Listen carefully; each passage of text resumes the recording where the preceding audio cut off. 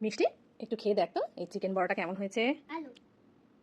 বাচ্চাকে খাওয়ানো, ও বাবা, সে তো মহাযুদ্ধের সময়। কখনো কখনো যুদ্ধ জয় করি, আবার কখনো কখনো একেবারে হেরে যাই।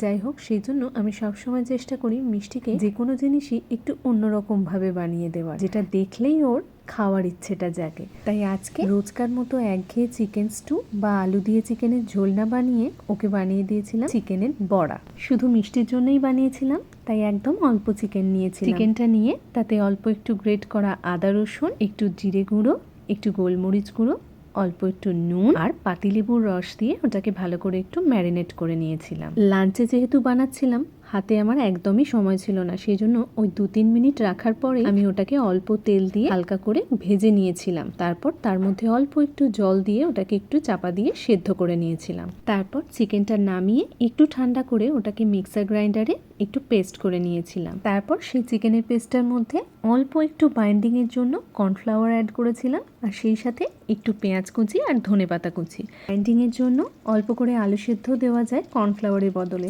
নিজের পছন্দ মতো একটা শেপ দিয়ে ওটাকে অল্প একটু ঘি আর বাটারের মধ্যে ভালো করে ভেজে নিলাম। ব্যাস, মিষ্টির জন্য চিকেনের বড়া রেডি।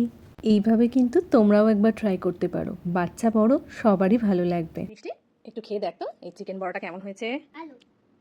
ভালো আছে। ভিডিওটা কেমন লাগলো জানিও। টাটা।